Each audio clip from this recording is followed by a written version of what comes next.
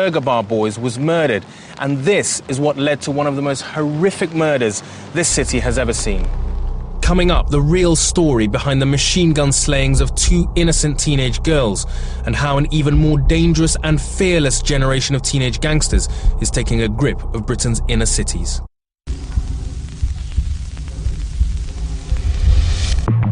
I'm Raggy Omar, and in this series I'm looking at criminal gangs in Britain. I've been mainly looking at foreign gangs that have come into Britain illegally, but in this programme I've discovered that some of the most violent, feared and deadly gangs in the UK are themselves British and are operating right under our noses. Teenage gangsters are killing one another simply because they come from a different part of town. And I'm in Birmingham, where a territorial war led to an infamous murder that proved a watershed in British gang history. Like the rest of the country, I was shocked when I heard about the shooting, but as I dug deeper into the story, I discovered just how complex gang life has become. It all started with the killing of Johann Martin, an alleged member of the Burger Bar Boys, a gang based in B19 in the west of the city.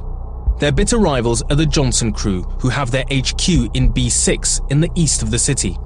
Detective Superintendent David Murfield led what was to become one of the biggest operations in West Midlands police history. The death of Johann Martin, who was killed over in West Bromwich in his car in the street during the evening. He started a chain of events. The Burger Bar Boys believed the murder had been committed by the Johnson crew and began planning a reprisal attack. On New Year's Day 2003, less than a month after Johann Martin's killing, word reached the Burger Bar Boys that members of the Johnson crew had been publicly dissing them on stage at a club called RB's in Birmingham. The Johnson crew members went to a party behind a hair salon in the city where they were spotted by a member of the rival Burger Bar Boys. He phoned his fellow gang members, who sped straight over. Also at the party that night were 4 teenage girls, all dressed up for a big night out and unaware that they were about to become unwittingly entangled in a gang feud. Armdeep Bassi is an investigative journalist and a leading authority on Birmingham's gang culture. The girls would have been stood out here just, getting some fresh air. The party was coming to a close. It was the early hours. People were beginning to make their way home. There was probably, a group of people sort of milling outside. They were standing outside here, very close to where we are now, getting some fresh air, trying to decide where to go now, because it was late. Bear in mind, they were only young girls, 17, 18. They didn't really know the streets that well. They were unsure where to go. That was when a red Mondeo containing members of the Burger Bar Boys arrived at the end of the street. The car drove along here slowly, the red Mondeo. Nobody got out of the Mondeo. Instead, the windows were open, and witnesses recall seeing, the outline of a machine gun. The weapon was put out of the window, and the trigger pulled, and the bullet sprayed along these walls. 37 bullets were discharged from there. The gun itself, the Mac-10, is one of the most, feared weapons in the world. Very high-powered, 1,000 rounds a minute. When you've got a gun like that, machine gun like that, you just pull the trigger and that person dies.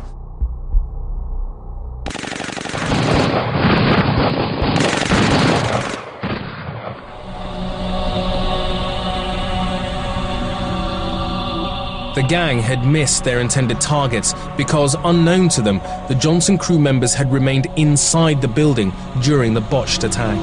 The Mondeo sped off, out onto the Trinity Road and disappeared. The Mac-10 machine gun was never recovered.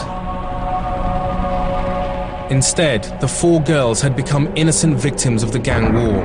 17-year-old Letitia Shakespeare and 18-year-old Charlene Ellis lay dead on the floor, while the other 2 girls were left injured.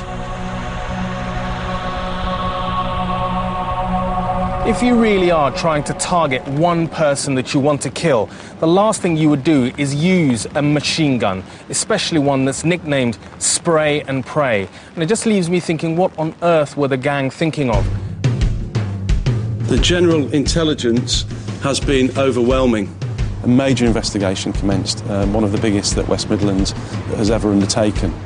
We then had a stroke of luck finding the car itself, the red Mondeo. They tried to burn it out, but they've been unsuccessful.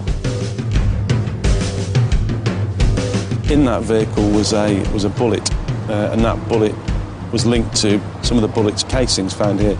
So we could link that car with the scene. We could then link that car with Nathan Martin, the brother of Johann Martin. And then, using telephone forensics, we were able to piece together all the people that were involved in that. Within weeks of the killing, the police arrested 4 men. Rodrigo Sims, the man who had tipped off his fellow Burger Bar boys about the Johnson crew's presence at the party.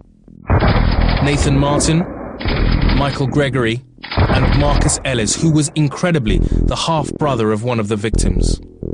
There's a bit of a pattern as far as gangland Birmingham is concerned. I don't think it's peculiar to Birmingham, but you find that a lot of the people involved in the gang are often related. And in a lot of cases, the 2 people from the same family won't even know they're from the same family. Charlene Ellis, one of the victims, turned out one of the guys who was eventually convicted for the murder, Marcus Ellis, was actually her half-brother.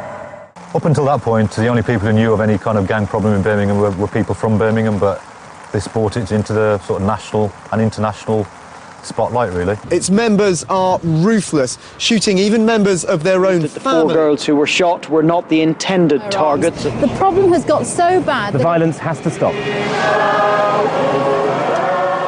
Convictions of these men went a long way to convincing the community, as much as anything, that if they go out with a gun with the intention of using that weapon and they're discovered and convicted, they'll go to prison for a long time. Rodrigo Sims was inside. He was making phone calls and planning what was going on. He had no involvement in the shooting whatsoever. He went to prison for 28 years. I mean, that had a massive impact on the gangs themselves. After a trial lasting 6 months, the 4 men were found guilty of the double murder and sentenced to 132 years in jail. The convictions of the 4 Burger Bar gang members were followed by a huge crackdown on gangs in Birmingham. 20 other leading members of the Burger Bar Boys and Johnson crew were jailed, as an entire generation of gangsters were locked up for a total of almost 500 years. But the police crackdown, which was meant to bring an end to the gang problem, ironically made the situation even worse. The absence of gang structures created a void that's been quickly filled by a newer breed of gangster, younger, more volatile, and prepared to kill over territory.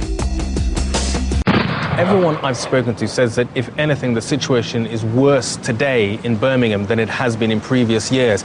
And more than that, the situation is more chaotic and more unpredictable.